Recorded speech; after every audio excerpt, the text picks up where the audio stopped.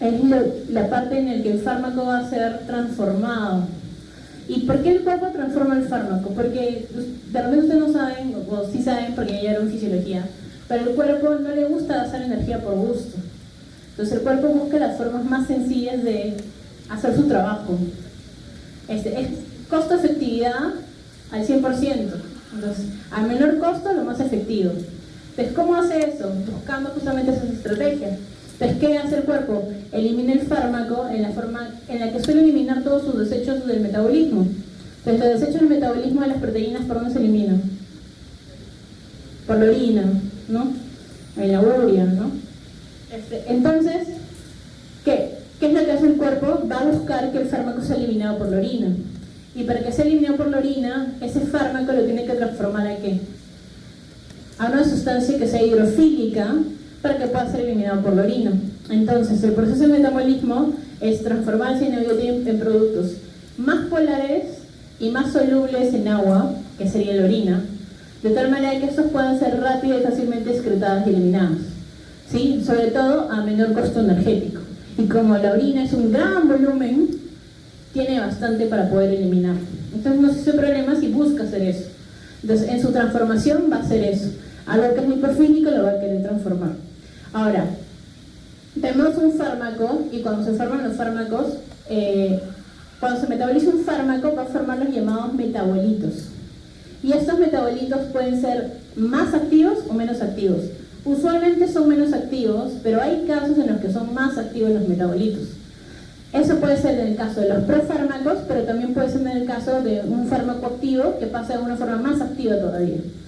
Eso en los fármacos que son antihipertensivos se suele dar con nifedipino, ¿no? Se suele dar. Entonces, un fármaco xenobiótico, o sea, que es un xenobiótico, si es hidrosoluble no hay problema. Si es hidrosoluble poco polar se conjuga y se excreta en la orina. Si es liposoluble va a pasar metabolismo.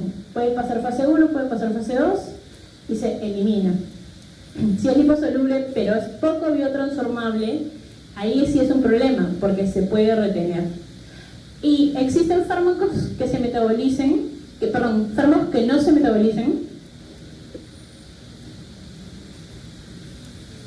¿Sí o no? ¿O todos los fármacos se tienen que metabolizar?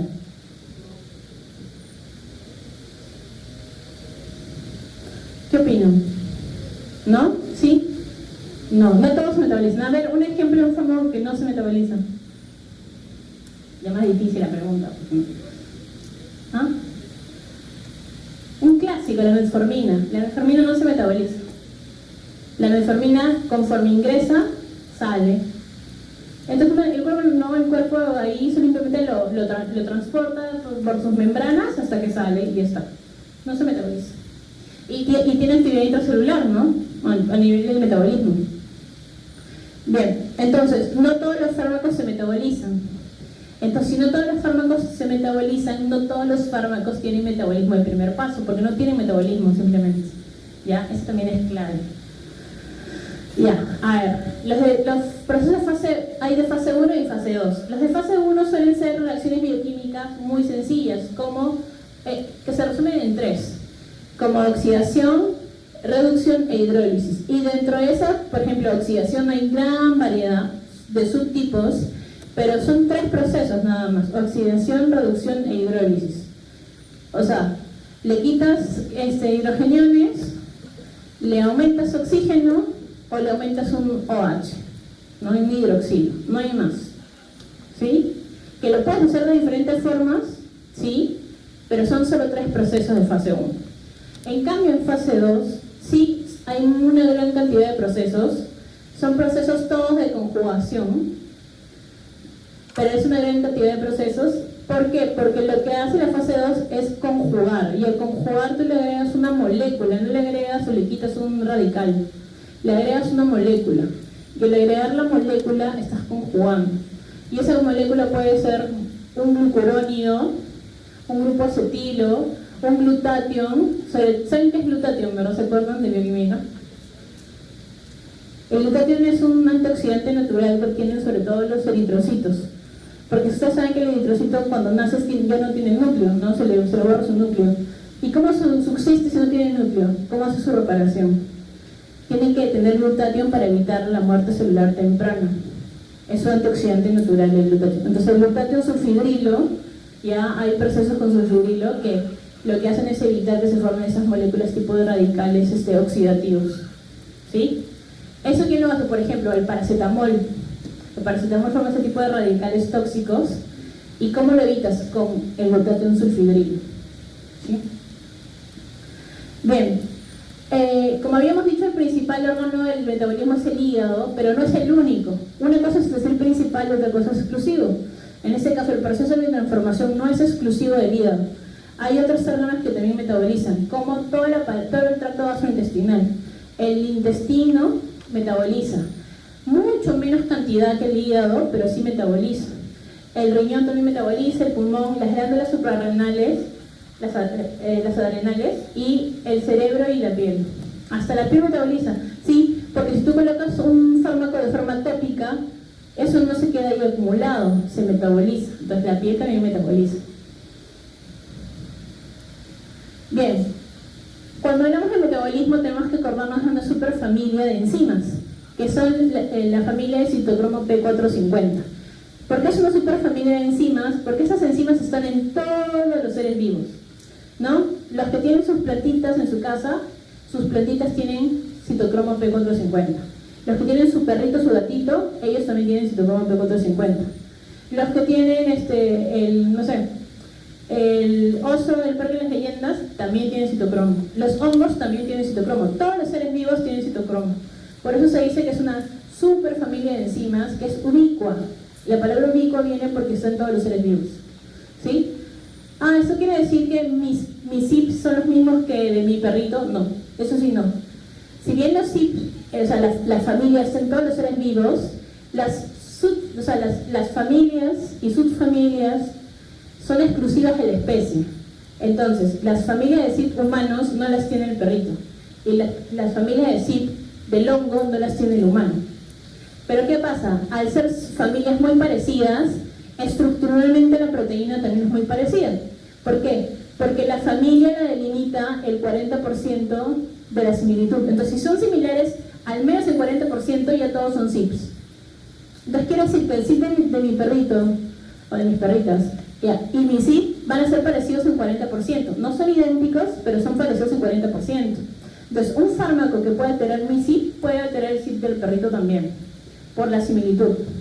¿Sí?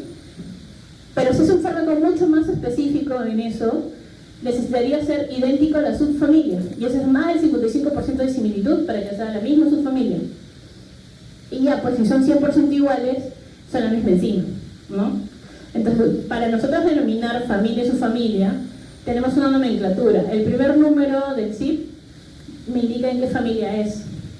La segunda, que es una letra, es la subfamilia, y la última letra es la enzima específica. Es como decir apellido paterno, apellido materno y nombre, ¿ya?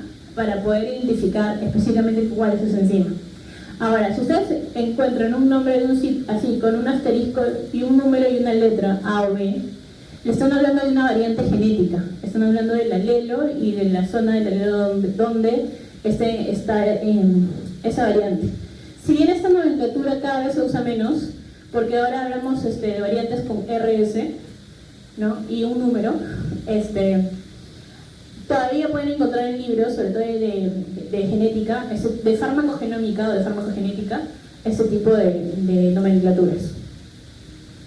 Entonces, ¿cuáles son los CIP humanos? 1, 2 y 3, 4 suelen ser los CIPs humanos, en las familias de los CIPs humanos. Ahora, estas enzimas CIP están en el hígado, pero no están ahí en el hígado, ¿no? Quien nos creó, Diosito que nos creó, ¿ya? No nos puso esas enzimas porque yo estoy segura que mi humano va a tomar en alguna época de su vida fármacos, le voy a dar estos CIP para que metabolicen los fármacos. No. Los CIP son enzimas que tienen función en el organismo. Y ¿qué habíamos dicho? Que el metabolismo es transformar un fármaco lipofílico en algo hidrofílico para que pueda ser eliminado. Generalmente los CIP, su función fisiológica es metabolizar lípidos. Entonces, esos lípidos que tienen una función fisiológica en tu organismo son normalmente metabolizados por tus CYPs, ¿no? Y así vemos que hay CYPs, por ejemplo, que están en el tejido adrenal, en la placenta, en el riñón, en el hígado, que metabolizan la formación de ácidos biliares, que metabolizan a la vitamina D, etcétera, porque esa es su función fisiológica, ¿sí?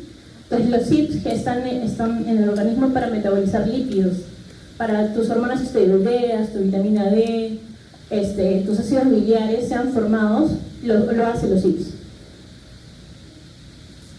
Entonces, ¿de dónde vienen las grasas? De los fosfolípidos, de ácido araquidónico, de ahí derivan, ¿no? Entonces, cuando tú formas tus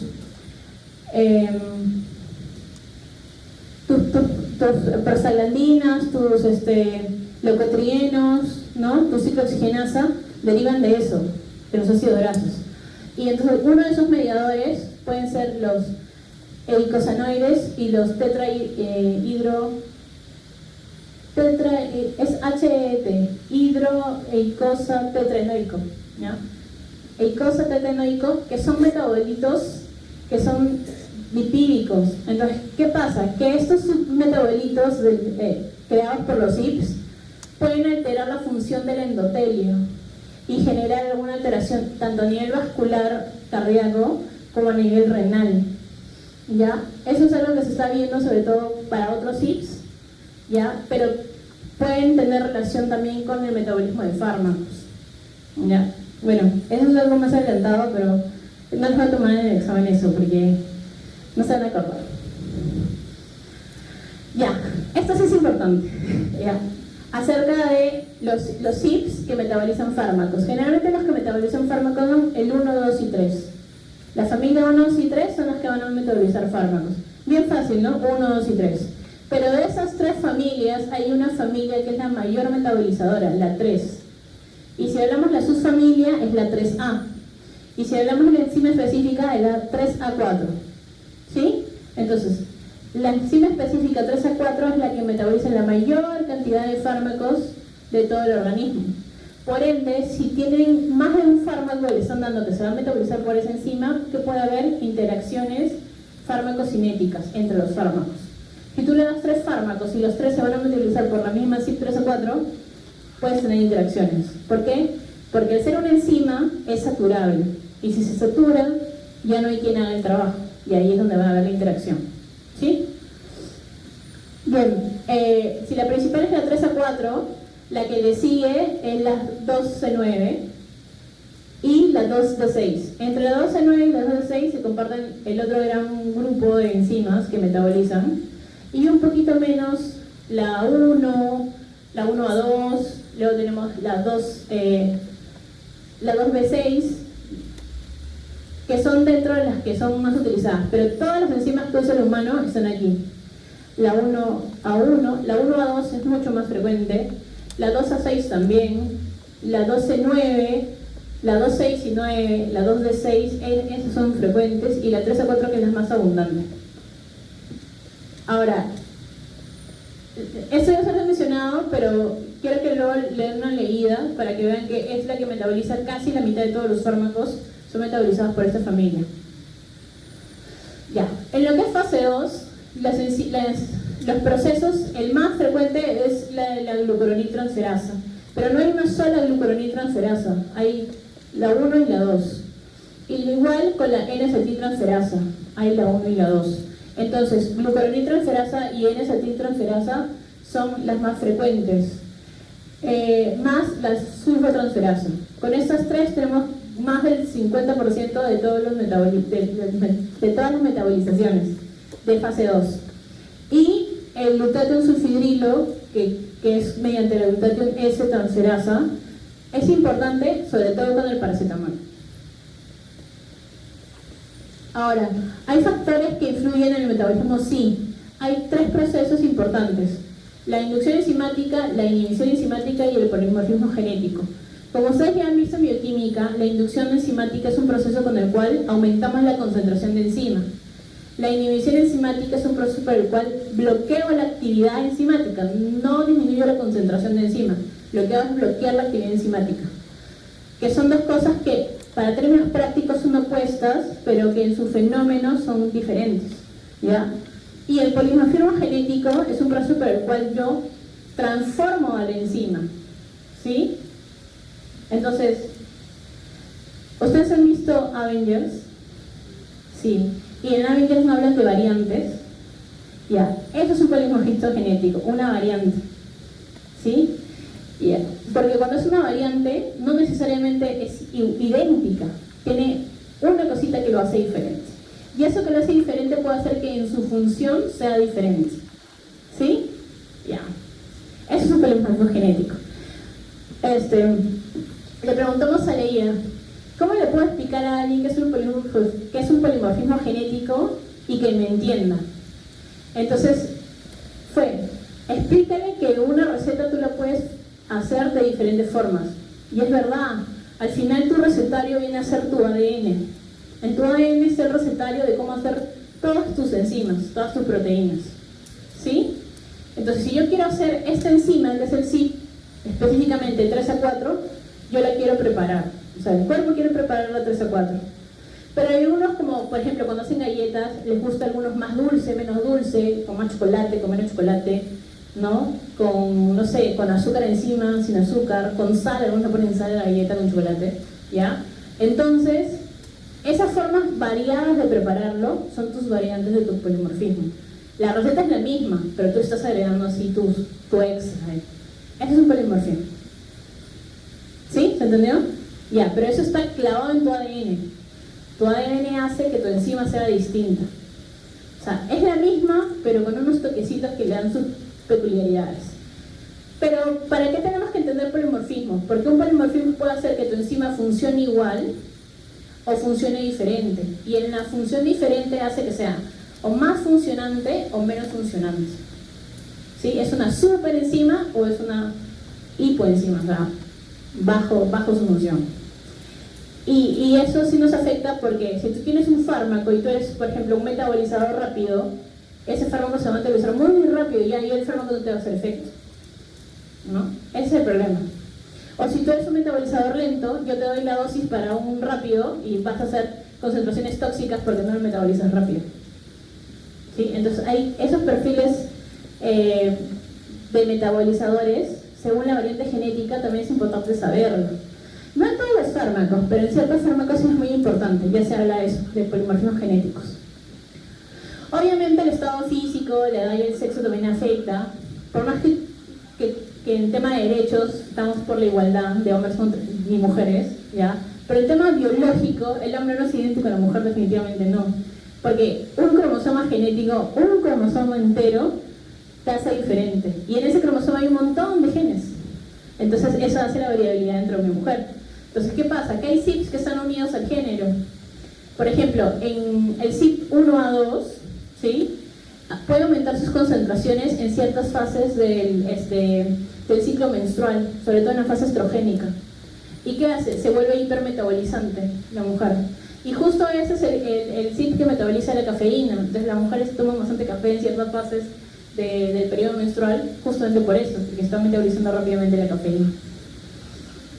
O como dice la edad, ya, cuando estás en plena edad fértil vas a tener muchos ciclos menstruales, entonces van a fluctuar mucho tus concentraciones de CYP, pero cuando ya llegan a la menopausia, ya tus concentraciones de estrógenos bajan y por ende tus concentraciones de CYP también van a bajar, ¿no? Y eso en un adulto mayor en general también va a bajar las concentraciones, porque ya vamos a ver qué pasa en un adulto mayor. La función hepática fisiológicamente disminuye por senescencia. Entonces mi hígado ya no va a metabolizar como lo hacía un hígado joven, ¿sí? Sobre todo aquellos jóvenes que abusaron mucho de su hígado en su época de jóvenes. Cuando llegan adultos mayores, ese hígado ya no funciona tan bien. Pero es parte del proceso de envejecimiento, ¿sí? Ya, entonces, le voy a explicar así rápido. El sistema de proceso de inducción enzimática tiene dos características importantes, que es dosis dependiente y es tiempo dependiente. Hacer dosis y tiempo dependiente lo hace un proceso reversible. Entonces, ¿qué quiere decir? Que todo va a depender cuánto fármaco le doy, cuánto fármaco inductor le doy y por cuánto tiempo, ¿ya? Y que al hacerlo reversible, yo se lo retiro y ya acaba el proceso de inducción. Porque si no fuera reversible, la inducción sería perpetua, y eso no hay. ¿Sí? Entonces, el fármaco inductor va a causar inducción mientras esté en el organismo. Cuando yo retiro el fármaco, ya acaba la inducción. El proceso de inducción enzimática. Ya, a ver. Les había dicho que la inducción enzimática y la inhibición enzimática, si bien para la práctica en la actividad enzimática son opuestos, en el proceso de crearse son diferentes. ¿Por qué? Porque el proceso de inducción enzimática, ¿qué hace? Que a nivel nuclear se active toda la maquinaria celular del hepatocito o de la célula en la cual se esté produciendo la inducción para que aumente la producción de enzima. ¿Sí? Te obliga a que haya mayor cantidad de producción. Ya, yo siempre se lo explico así porque me parece que es más sencillo de utilizar. Tengo un bus y quiero transportarlos a todos, la 206. Ya, los quiero transportar a todos en la 206, ya vamos, no sé, a Javier Prado con la avenida La Molina, todos. Ya, pero si yo quiero llevarlos a todos, necesitaría al menos 3 buses para que estén todos sentaditos y nada de así amontonados. ¿No es cierto? Ya, pero no, ahora yo tengo, necesito acelerar el proceso porque ustedes ya no son 200, son 400, entonces voy a necesitar más buses para poder transportarlos a todos. Entonces, ¿qué necesito hacer? Conseguirme más buses. Y eso es el proceso de inducción enzimática, crea más enzima. Los buses van a poder transportar más por cada uno, no. Los buses siempre van a transportar a 100 pasajeros, no pueden transportar a más. Entonces, si yo tengo mayor necesidad, ya voy a tener que hacer mayor cantidad de buses. Entonces, aumenta la cantidad de enzima. Eso es un proceso de inducción enzimática. Yo no varío la capacidad metabólica de la enzima. La enzima va a seguir metabolizando. Si metaboliza 2, metaboliza 2. Si metaboliza 10, metaboliza 10. ¿Sí? Pero ¿qué hago? Aumento la cantidad. Y al aumentar la cantidad de metabolizadores, aumento la producción total. ¿Sí? Porque si antes tenía 10 enzimas que metabolizan 2, llego a 20. Pero si ahora tengo 100 enzimas que metabolizan a 2, llego a 200. ¿Sí? El aumento de la capacidad de actividad enzimática no es por aumento de su capacidad, es por aumento de la concentración de enzimática. Y es un proceso que se produce en el núcleo. ¿Sí? Es por eso que lo que pueden haber aquí, estos receptores celulares, son receptores nucleares. Todos son receptores nucleares. Tiene que ese fármaco meterse a la célula, llegar al núcleo, y ahí en el núcleo activar ese receptor nuclear. ¿Para qué? Para que le diga al factor de transcripción actívate y comienza a producir más enzima. ¿Qué enzima depende del receptor? Por ejemplo, aquí está el omeprazol, que puede inducir al 2, 6 y 9, ¿no?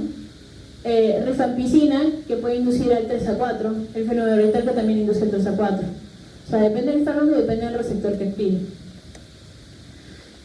Ya, eso es más o menos cómo se explica el proceso. No es necesario que aprendan todo ese proceso, lo que quiero que aprendan es que se produce en el núcleo y que depende de la concentración y el tiempo, y que lo que hacen es aumentar la concentración de enzima, no la capacidad de cada enzima para hacer su función. O sea, la función se mantiene igual. Ya, entonces, ¿cuáles son las consecuencias de la inducción enzimática? Depende. ¿De qué depende? Del metabolito que tú vayas a formar.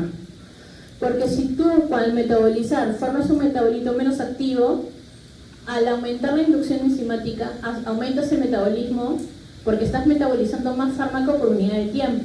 Ese fármaco se va a metabolizar más rápido, debido a que tienes más enzima disponible para poder metabolizar el fármaco.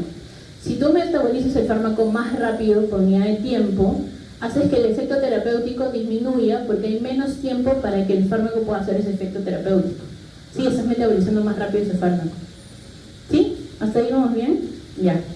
Ahora, si mi metabolito es biológicamente activo, voy a incrementar el tiempo del efecto o incluso puedo intensificar el efecto esperado. Entonces, si yo quería que bajara la presión solamente por 6 horas, y como estoy induciendo metabolismo con un metabolito activo, lo que va a hacer es que ya no va a bajar la presión 6 horas, de repente 12 horas, o la va a bajar mucho más. ¿Sí? Porque estoy aumentando la concentración del metabolito activo. Pero si el metabolito que se forma por esa inducción es tóxico, lo que voy a hacer es irme a la toxicidad. Y voy a hacer que le cause, y el paciente va a venir porque comienza a generar signos de toxicidad. Eso pasa, por ejemplo, en ciertas inhibiciones enzimáticas, más que en inducciones, en inhibiciones. ¿Sí? Entonces la idea es que si vamos a dar un fármaco inductor, sea para disminuir la potencia del fármaco, sino para aumentarla. Porque si aumenta la potencia, ahí de repente no podemos controlar lo que es aumento terapéutico a toxicidad. Hay que tener cuidado con eso. ¿Ya? Ya. Eso es como que un resumen de esto. Así en gráfico, con mi letra. ¿Ya? De ahí lo repaso. Inhibición enzimática. La inhibición enzimática es distinto porque no es un proceso que haga que yo reste enzima. Lo que hago es bloquear la función de la enzima. ¿Y cómo la bloqueo? Se une el fármaco a esta enzima y no la suelta. Por eso es como el secuestrador de la enzima, ¿no? Entonces, llega el fármaco hacia una enzima, digamos que la CYP3A4. Entonces el fármaco llega a la enzima 3A4 y al ser inhibidora la secuestra y no la suelta. Entonces por ahí viene su fármaco B y necesita también la 3A4 para metabolizarse, pero no puede porque está la enzima el fármaco A ahí obstruyéndolo. No, supongamos algo más fácil. Este aula. Si nosotros estamos ocupando esta aula en este momento, ¿alguien más la va a poder ocupar? No, porque está ese fármaco, no les puedo quitarle nuestra salón de clases, ¿verdad? Ya, entonces sí, ahorita necesitan utilizar esta aula, nadie más la puede utilizar porque nosotros la tenemos utilizando. Eso es lo que pasa en una inhibición enzimática. Un fármaco B que necesita utilizar esa enzima no se va a poder metabolizar hasta que esta enzima A suelta esa enzima. Ese fármaco A suelta esa enzima. ¿Sí? Y por ende existe la inhibición. No estoy quitando la cantidad de enzima, solamente estoy restringiendo que cumpla su función, porque se encuentra siendo utilizada en ese momento. Bueno, en ese caso secuestrada, ¿no? Porque hay una unión muy fuerte con ese fármaco A, que es el inhibidor.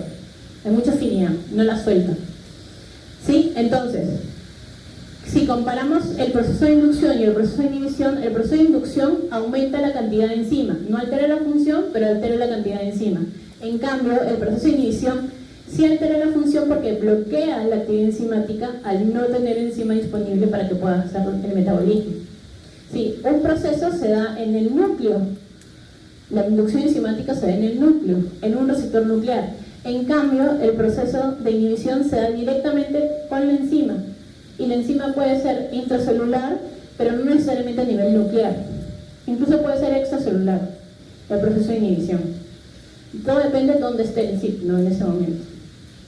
¿Sí? Entonces, quedan claras las diferencias entre inhibición e inducción. Al final, ¿qué tengo? Que uno aumenta el metabolismo y otro lo disminuye, pero con procesos que son totalmente distintos. ¿Sí? Ya.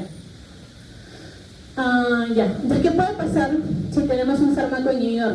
Por ejemplo, imaginen este fármaco, aquí en la línea moradita, se absorbe, se distribuye y se elimina en 24 horas. Muy bien. ¿Qué pasa? Que cuando yo lo administro, llega a una concentración hasta aquí, al 1.5, debido a que este fármaco tiene un proceso de metabolismo de primer paso muy intenso. ¿Sí? Ese metabolismo de primer paso intenso hace que la concentración plasmática disminuya y yo tengo una biodisponibilidad del 30%. Imaginemos. ¿Ya? Entonces el fármaco que yo he dado tiene una biodisponibilidad del 30% porque en su administración tiene un metabolismo de primer paso intenso que hace que el 70% del fármaco no se absorba. ¿Sí? Porque ya se metaboliza previamente. Entonces, ¿qué pasa si yo doy un inhibidor enzimático? Primero, va a afectar el metabolismo del primer paso debido a que cuando yo lo estoy administrando, el metabolismo del primer paso también va a estar inhibido. Se bloquea tanto el de primer paso como el sistémico. ¿Sí? Entonces, al inhibir el metabolismo del primer paso, ya el 30% no llega a la circulación, sino que llega el 100% del fármaco que he dado, porque el metabolismo del primer paso ha sido inhibido. Y al llegar al 100%, como se demora en metabolizar, va a haber mucho más tiempo hasta que se puede eliminar porque el fármaco ha sido inhibido. ¿Sí? Entonces, el proceso de inhibición enzimática puede hacer que un fármaco llegue a concentraciones tóxicas muy rápidamente, sobre todo si también va a inhibir el metabolismo del primer paso y el sistémico. ¿Sí? ¿Se entendió esa gráfica? Ya. Ya, y eso es lo que pasa cuando hay inhibición. Cuando se inhibida la enzima no hay efecto terapéutico.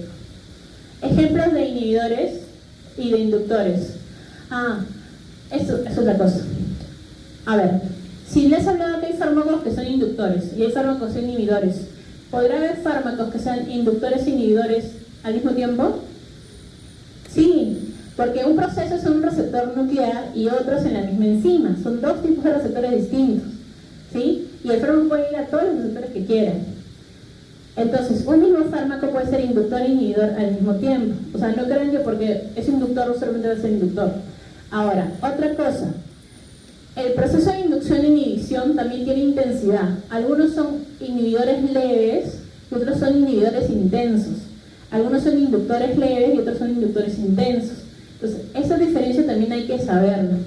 ¿Por qué? Porque si es un inductor intenso, como por ejemplo el fenobarbital o la fenitoína, sí sería importante que va a haber interacciones enzimáticas desde el punto de vista metabólico con otro fármaco que puede tener metabolismo por esa enzima que está siendo inducida. Pero de repente, no sé, hay fármacos que tienen inhibidores leves, como por ejemplo ciertos antirretrovirales son inhibidores enzimáticos pero muy leves, o ciertos antimicóticos. Entonces no necesitas realmente tener cuidado con cierta interacción, con que mantengas las dosis terapéuticas es suficiente. Sí, doctora, ¿y cómo voy a aprender? Si usted me ha dicho que son como 13 CYPs, me tengo que aprender todos los CYPs que inhiben y todos los fármacos que inducen a cada CYP. No, los más frecuentes les puedo preguntar. Pero lo que necesito que sí o sí aprendan es que el proceso existe y un paciente te puede venir no por una dolencia, sino por una inducción enzimática o una interacción farmacológica. Y si no sabes que existe, nunca lo vas a buscar. ¿Sí? Entonces necesitan saber que puede haber interacción entre, sobre todo en adultos mayores, entre los 10 fármacos que le dan al adulto mayor, puede haber, al menos entre dos, sí o sí va a haber interacción. Y si esa interacción le puede dar síntomas, tienes que saber identificarlo. Existen herramientas en las que ustedes pueden buscar las interacciones y con la práctica clínica, las más frecuentes, por lo menos en la línea que ustedes sigan, las van a poder manejar ya de memoria. O sea, pero no les pido que se aprendan todas porque eso es imposible, no se van a poder poner todas las interacciones habidas y por haber de todos los CYP, pero sí las más frecuentes. Sobre todo en la especialidad que vayan a seguir, ¿no? Si por ejemplo van a ser cardiólogos con los antihipertensivos y con los antiarrítmicos, hay un montón de interacciones, esas sí las deben de saber. ¿Sí? Ya, eso. Entonces avanzamos. Y ahí el polimorfismo, les dije, esta sí es una variante que puede ser más funcional o menos funcional. Aquí yo no estoy variando la cantidad de enzima, la cantidad de enzima va a ser la misma, y eso es lo que le diferencia de la inducción enzimática. La cantidad de enzima va a ser la misma. ¿Qué va a variar? La intensidad de la función. Entonces, si mi enzima antes podía llevar a 10 y ahora tengo la misma cantidad, pero ya no hace la misma función, ahora ya no lleva 10, ahora lleva 1000, porque es hipermetabolizador, se vuelve hiperfuncionante. Entonces lo va a hacer mucho más rápido porque su capacidad es de mucho más por unidad de tiempo. ¿Sí? Entonces el polimorfismo no cambia concentración, a diferencia de la inducción que sí aumenta la concentración. El polimorfismo lo que cambia es función. Y al modificar la función enzimática, la puede hacer hiperfuncionante o también hipofuncionante. Entonces, para términos prácticos, de repente ustedes están pensando que es una interacción farmacológica, pero en realidad es un polimorfismo genético lo que está teniendo la paciente.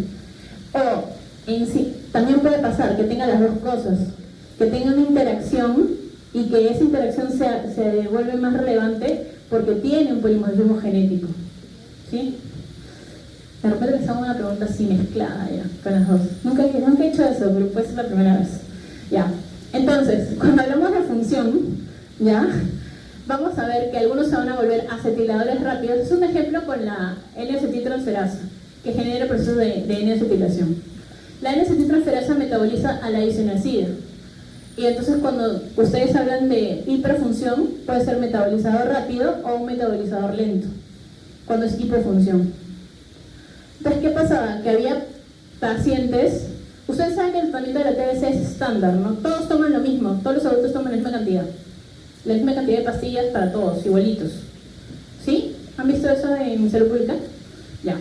Entonces, ¿qué es lo que pasa? Que en el tema de salud pública van a ver que al darle lo mismo a todos, pero tú tienes algunos que son metabolizadores rápidos y otros metabolizadores lentos, se encontró que estos pacientes que tomaban la isoniazida, a las 2 horas, algunos tenían mucha concentración plasmática y otros tenían muy poquita, mucho menos de lo que deberían tener, y otros mucho más de lo que deberían tener.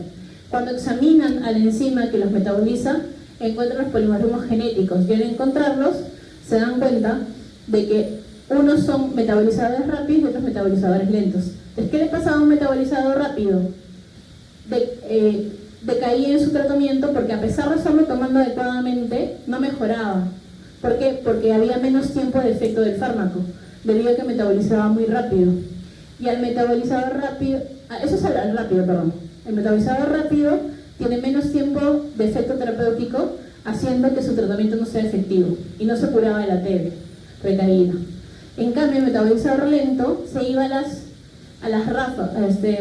los efectos, reacciones adversas a los fármacos antituberculosos, las RAFAs.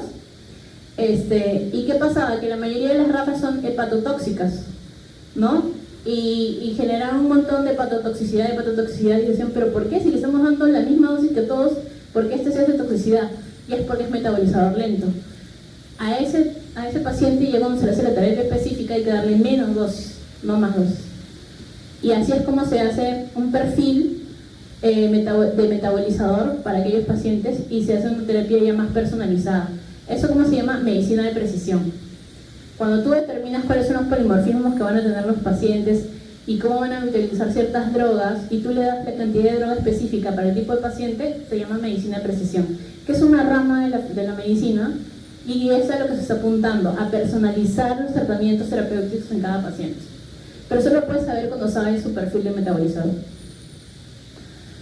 Ya, ese es el ejemplo de la acetilación, todo lo que metaboliza. Hay un paper, si quieren lo pueden leer. Y para terminar la excreción. Ya, nos quedan 15 minutos, tengo que correr. Ya. Entonces, la excreción se da principalmente por vía renal. Como la excreción, como funciona el riñón normalmente. ¿Ya? Otra parte del fármaco va a ser eliminada en la bilis y las heces, y otro en el aire expirado, sobre todo compuestos volátiles. Y en las mujeres, sobre todo si llegan a ser madres gestantes y pueden dar de lactar en la leche materna. Hay otros líquidos que pueden contener fármacos, sí. Por ejemplo, pueden estar en el sudor, en las lágrimas, en los líquidos articulares, el líquido sinovial. Pero la concentración es tan pequeña que no se considera ya a una concentración que pueda generar un efecto, ¿no? Para un efecto local puede ser, pero para un efecto farmacológico en general, no. O sea, por eso no se considera una verdadera vía de excreción, sino solamente en una zona donde llega fármaco, como un tejido más. Entonces, la excreción principalmente se da en el riñón, pero en el caso de la excreción a nivel biliar, ¿qué fármaco puede llegar a las heces y a la bilis? Primero, fármaco que no se absorbió. Si no se absorbió por vía gastrointestinal, el fármaco va a seguir el tracto y se va a juntar con los desechos de la digestión. Entonces va a unirse a las heces. Metabolitos excretados a nivel de la bilis. ¿Qué pasa? Cuando pasa por el hígado, parte del fármaco puede llegar por los canalículos biliares a excretarse a nivel de la bilis. Y si se excreta a nivel de la bilis, ¿a dónde va la bilis? Al intestino. Y si el intestino va a unirse con las heces. ¿Sí? Entonces, fármaco que se excreta a nivel de la bilis. Metabolitos que son secretados al tubo digestivo. Existe algo que se llama secreción transintestinal. Por ejemplo, el ciprofloxacino tiene esos tipos de secreción. A pesar que se ha absorbido en el tracto gastrointestinal, células intestinales tienen ciprofloxacino y comienzan a expulsarlo directamente de la luz intestinal. Entonces, al tener esa excreción transintestinal, hace que el ciprofloxacino tenga muy buena penetración al tejido gastrointestinal, sobre todo en las partes más bajas. Por eso, si tienen infecciones gastrointestinales, generalmente le dan ciprofloxacino a todas las diarreas. ¿Han visto en las recetas? Es por eso, porque tiene muy buena penetración a nivel. Solamente que la resistencia ya es otro tema. pero suele ser un muy buen antibiótico para barrer con todos los gram negativos que están en el tracto gastrointestinal, el ciprofloxacino, por ejemplo. Entonces, fármaco que es secretado del tubo digestivo, o esa excreción biliar se realiza contra la gradiente de concentración. ¿Por qué? A ver, hemos hablado que la orina es la principal, pero el volumen urinario, ¿cuánto es? Litro, litro y medio, 2 litros, ¿no? ¿Sí? En cambio, ¿cuánto es el volumen de la bilis? 100 ml más o menos, ¿sí? Ya, entonces comparen 2 litros o litro y medio con 100 ml. Es muy poquito volumen. ¿Y cuánto es el plasma? 5 litros. Y cuando pasa a nivel renal, todo el volumen plasmático pasa, no, una proporción que va según los vasos, pero es proporcional a la cantidad de sangre, la concentración de la orina. En cambio, a nivel biliar, no, porque es muy poquita concentración y en la sangre hay mucho volumen. Entonces, tiene que ser un proceso contra la gradiente de concentración, haciendo que en la bilis, si no, no te va a servir ese poquito volumen. Entonces, en la bilis se concentra mucho el fármaco. Puede llegar hasta 100 veces concentrado un fármaco a nivel biliar. Y como es contra la gradiente de concentración, ¿gasta energía o no? Sí, hay gasto energético, muy bien. Entonces, el proceso de presión biliar es un proceso de bastante gasto energético, pero es la única forma de ciertos fármacos de ser excretados. ¿Ya? De 20 hasta 500 veces más concentradas en el plasma. Llegan en promedio hasta 100, pero puede llegar algunos fármacos hasta 500. Y la leche materna cobra importancia solamente si la madre está dando de lactar. Porque si la madre no está dando de lactar, se olvida. El problema entonces de la leche materna es que esos metabolitos para la mamá puede ser que no haya ningún efecto, pero para un recién nacido, que es chiquitito, sí puede haber efectos. Ahora vamos a ver un poquito de eso. Cuando hablamos de la parte renal, recuerden su fisiología. ¿Cómo es? Filtración glomerular, secreción tubular y reabsorción tubular. ¿Sí? Pero se puede tener ciertas variaciones. Por ejemplo, a nivel de la filtración glomerular, el glomérulo es como un colador, ¿verdad? Hay cosas que van a pasar y cosas que no. ¿De qué va a depender? Del tamaño molecular. Sí, una de las primeras consideraciones es tamaño molecular. Otro, si está unido a proteína o no, porque las proteínas se filtran a nivel glomerular. ¿Pasan? No pasan, muy bien. Al no pasar, si el fármaco está unido a la proteína, no va a pasar. Entonces, ¿qué fármaco sí va a pasar? ¿El unido a proteína o el libre? El libre, ya. Entonces, para que se pueda filtrar a través de la filtración glomerular, tiene que ser fármaco libre, no puede estar unido a proteínas. ¿Sí? Ya. Ahora, no puede estar unido a proteína, tiene que ser fármaco libre, y además tiene que tener un tamaño adecuado, porque si es un fármaco muy grande, desde el punto de vista molecular, tampoco se va a filtrar. ¿Sí? Ya, pero si es muy grande, ¿cómo lo elimino? Ahí tienes la secreción tubular, que es mediada por transportadores. Y si uso transportadores, ¿puedo gastar energía? Sí, porque el transportador va a ser ATP. Entonces, los dos principales transportadores a nivel de la membrana para fármacos son el OAT y el OCT. OAT es el transportador de aniones orgánicos y el OCT, transportador de cationes orgánicos. ¿Sí? Son los más importantes, pero no son los únicos, pero sí son los más importantes. Ahora, como son proteínas transportadoras, ¿se saturarán o no? Sí, todo lo que es proteína se satura, porque tiene hasta cierta capacidad. Entonces, si solo tengo cierta capacidad de transporte, si yo doy mucho fármaco que justo comparten la misma proteína transportadora, ¿puede haber interacción? Sí, puede haber interacción. Entonces, hemos visto interacción en la absorción, en el metabolismo, en la distribución, y ahora estamos viendo en la excreción. ¿Sí? En todas las fases hay interacciones. ¿Cómo puede darse esa interacción? Porque comparten proteína transportadora a nivel de la excreción. Ambos se eliminan por excreción y comparten la misma proteína transportadora. ¿Ya? Entonces es un proceso activo, gasta energía. Y la reabsorción tubular, que es predominantemente pasiva, ¿por qué? Porque se va en relación al pH y de forma no ionizada. ¿Cuál es la forma que atravesaba membranas? La ionizada.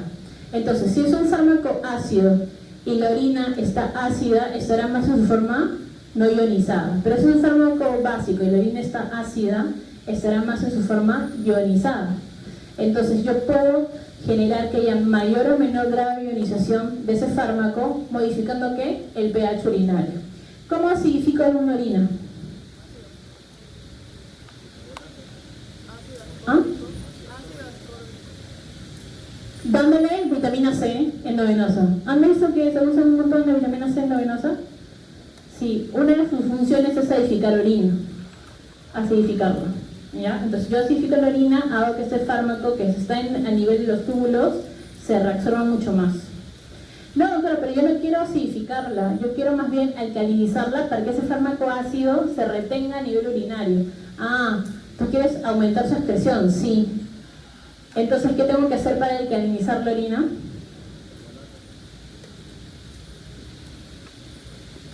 ¿No está? No me lo puse. Bueno, ya, ¿qué tengo que hacer para alcalinizar la orina?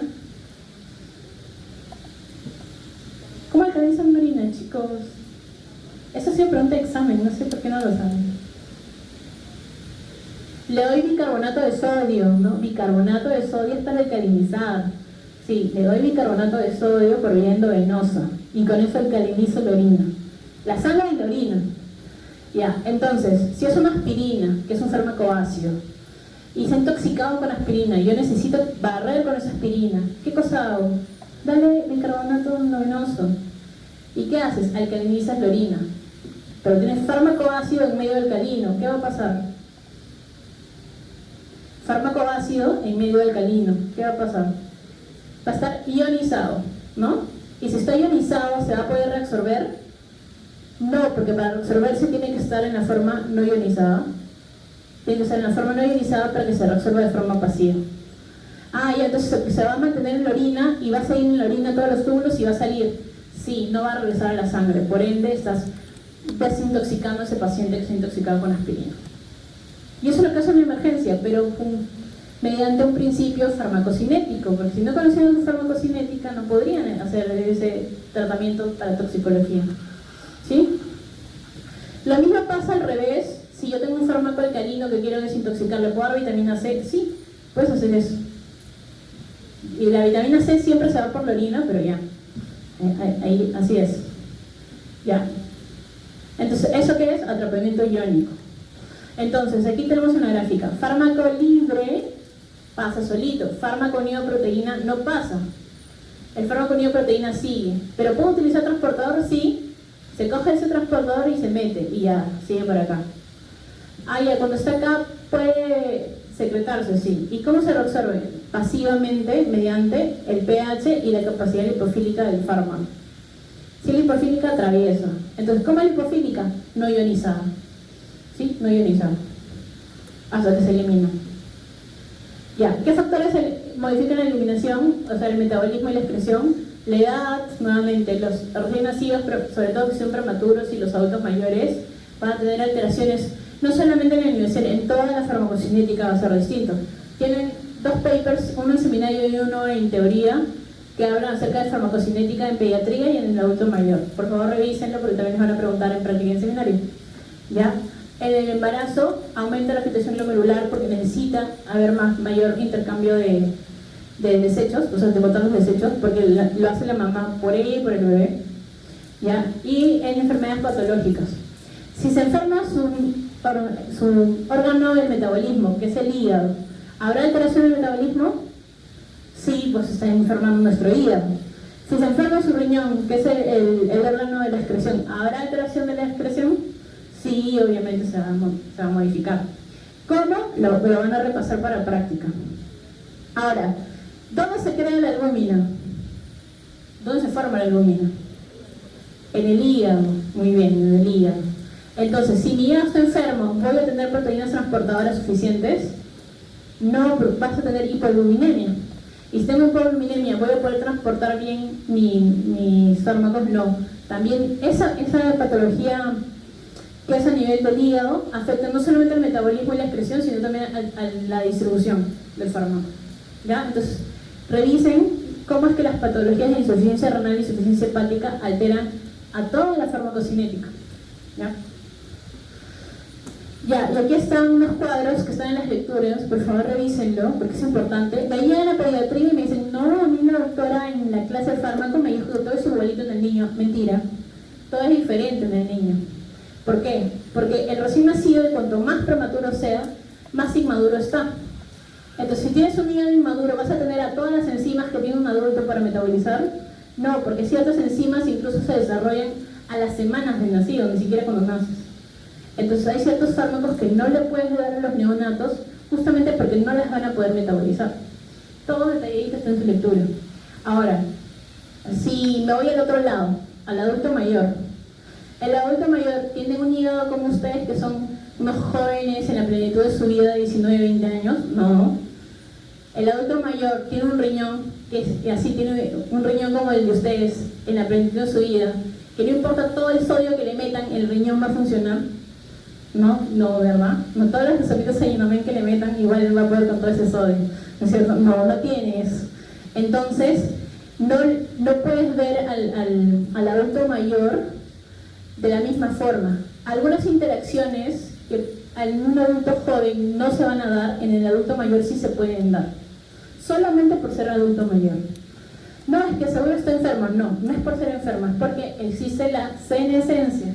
Y ya lo van a ver eso también en fisiología, el proceso de envejecimiento natural de la célula. Entonces, tu función hepática ya no es 100%, estará al 80%. Y recuerden que a partir de los 40 ya toda la función para abajo, ¿no es cierto? Ya, entonces la función renal, la función hepática, la función endocrina, todo ya va a afectar a la farmacocinética también. ¿Ya? Entonces, repásenlo de tarea.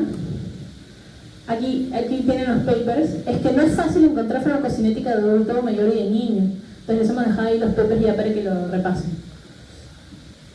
Y esto acerca de los tipos de cinética. Hay cinética de orden 0 y cinética de primer orden.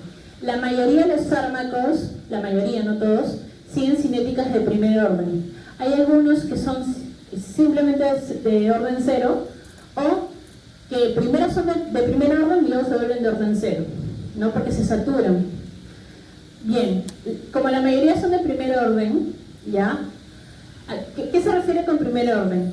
Que normalmente el hígado y el riñón van a metabolizar y excretar dependiendo de la concentración. ¿Qué quiere decir? Que a mayor concentración del fármaco, más metaboliza y más elimina. Por eso ustedes ven que las curvas bajan así. Y luego, cuando baja la concentración del fármaco, metaboliza menos y se excreta menos. Y se va aplanando la curva. Es de cinética de orden 1, de primer orden. Pero la cinética de orden 0 es que eso es constante en el tiempo. No, pero yo tengo mucho fármaco, ¿por qué no se metaboliza? Porque son procesos saturados, que solamente pueden hacer una cantidad constante en el tiempo. ¿Sí? Ya de por sí el proceso satura de la primera. Entonces siempre va a ser constante el metabolismo en el tiempo. Por ejemplo, el alcohol, cinética de orden 0. ¿Ustedes han visto a gente tomar? Espero que solamente en la tele, no en vivo y en directo. No, ya. Entonces ustedes han visto en las películas cuando la gente toma mucho, así un montón rápido, los niveles de intoxicación alcohólica aumentan rápido. ¿Y cuándo se intoxican? Después de horas. Porque no es yo tomo mucho y me desintoxico al mismo tiempo. No, cuando ustedes toman mucho, cuando ven en la tele a alguien tomar mucho, ya se desintoxica paulatinamente conforme pasan las horas. Y ya cuando pasaron 10 horas, recién se terminó de intoxicar. De desintoxicar, ¿verdad? Entonces, ¿por qué? Porque el metabolismo del alcohol es de orden 0. A mayor consumo, más te demoras en excretarlo. ¿Sí? Porque es constante en el tiempo. ¿Debido a qué? Ya cuando vemos intoxicación alcohólica, sobre todo en práctica lo van a ver. Pero debido a que el metabolismo del alcohol no es por sí, es por alcohol deshidrogenasa y aldehído deshidrogenasa, que son otro tipo de enzimas. Y esas enzimas son dependientes del NAT y del FAT. Del NAT-fosfato, sí, ya, entonces, como son dependientes del NAT, el NAT siempre tiene una producción constante en el tiempo, no la puedes aumentar. Entonces, tu metabolismo de alcohol siempre va a ser constante en el tiempo.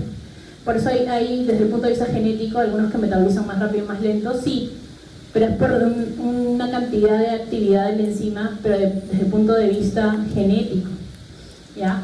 Y obviamente los hombres metabolizan más que las mujeres, sí, porque eso también tiene, las mujeres tenemos menos enzimas, por eso metabolizamos más lento el alcohol. Es algo genético también. ¿Ya? Parámetros que tienen que evaluar semivida, tiempo de vida media o tiempo de vida media de eliminación, es la cantidad de tiempo necesario para que la concentración se reduzca a al 50%, o sea, a la mitad. ¿Qué quiere decir? Que, recuerden, como es cinética de orden 1, si yo en 2 horas elimino la mitad, en otras 2 horas eliminé el 100%, no, porque siempre es dependiente de la concentración. Si ahora tengo menos, me demoro más en eliminar. Entonces, generalmente, todos los fármacos que tienen cinética de orden 1, la eliminación del fármaco se completa entre 5 a 7 tiempos de vida media. Entonces, para decir que ya eliminé por completo el fármaco, deben haber pasado entre 5 a 7 tiempos de vida media. ¿Sí? No es que si yo la mitad lo elimino en 6 horas, entonces el completo es en 12 horas. No.